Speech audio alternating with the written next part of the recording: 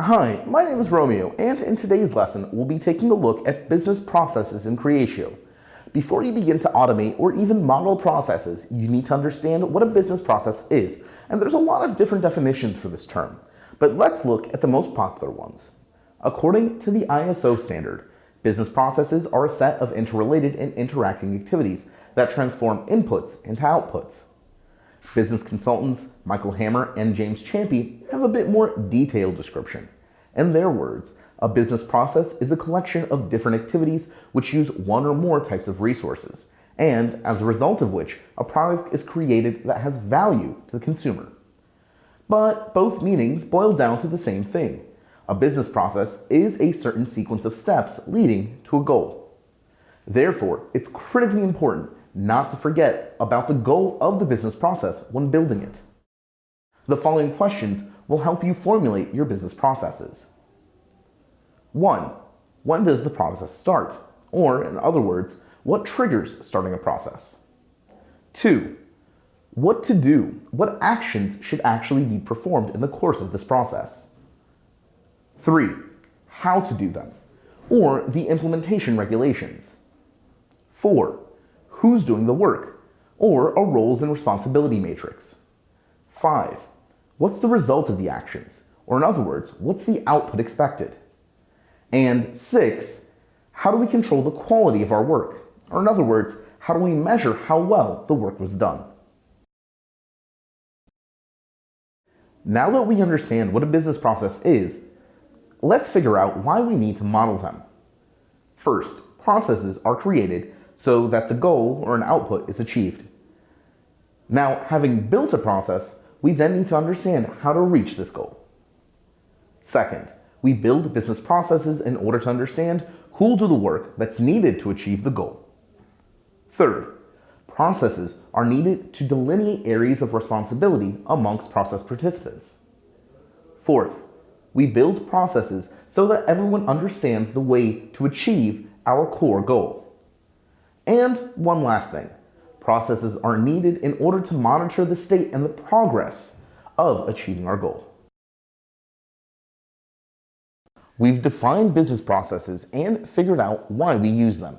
Now it's time for us to understand what types of processes we have. Logically, business processes are divided into the following types. The first is the main business processes, and these are aimed at making a profit. Then we have auxiliary business processes, which allow us to make our main business processes easier, followed by business development processes, which allow us to plan future profits, and of course, management processes, which are created to manage the work of the company. So to sum up, the description of the process is probably the most important part of the business. And following the description of an automated process will allow you to be confident that they're executing correctly. Well, if you're anything like me, you're already eager to start describing and automating processes, but you might have a reasonable question. What language should we use to actually model these processes? Well, the language used for describing business processes is known as notation, and there are quite a few of them. Notations can be both textual and graphical, and there are a lot of graphical notations. But we're going to talk about one of them in particular. This is known as BPMN.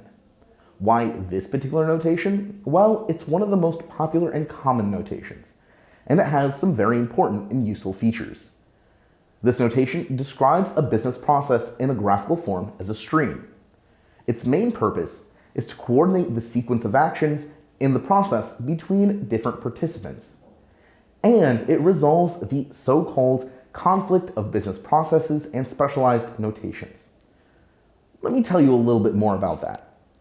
The essence of this conflict is that business analysts, as a rule, use the simplest notation for describing processes. Now, there are advantages to this approach. Notations like that are easily read by untrained users, but they aren't detailed enough for developers. And when the developer takes the process diagram from the analyst, they rework the process entirely, but in their own specialized way, where they can detail the process at the proper level. BPMN is designed to be simple enough for a business analyst, but functional enough for a developer. And judging by the amount of followers BPMN has, it's exceeded. Let's talk about cases. Cases are a separate thing that are only somewhat similar to business processes.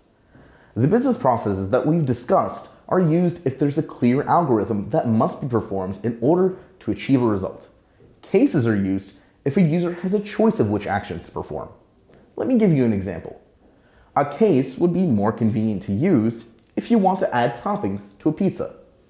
In this instance, the chef can add pepperoni first and then top it with cheese, or add cheese first and top it with chicken, or in any other order of their choosing. They might even choose to omit some toppings. That is, adding toppings to this pizza is a non-linear activity. The activities don't correspond to a set order, and they don't even all have to be performed. However, we can't say the same about, for example, adding tomato sauce to a pizza. The tomato sauce must always be added to the dough before the toppings and is always spread around evenly. We would use a business process to represent that here because these actions are all linear and consistent. You need to perform the same steps in the same order every time. Here's some more examples where cases can be used and where processes should be. However, it's worth noting that sometimes there are other tools that work better than cases and processes. For example, if you want to calculate something and the results of these calculations need to be provided as quickly as possible in a large volume, then it might be easier to implement some other tools instead of using BPMN or case management. The Creatio platform is based on a business process management system that is itself based on BPMN 2.0 notation, as well as case management. The system solves the problems of modeling processes and cases, their execution, and monitoring. Our process designer, built on the BPMN notation system, allows you to create business processes of any complexity and branching, with all of the related data and message flows. A case designer built into each section of the system doesn't even require knowledge of any kind of special notations and allows you to customize the stages and steps inside with just a few clicks. To monitor your business processes, you can use the process log section. You can use ready-made Creatio processes that reflect the world's best practices in marketing, sales, and service, as well as add and customize your own processes that meet the needs of your company.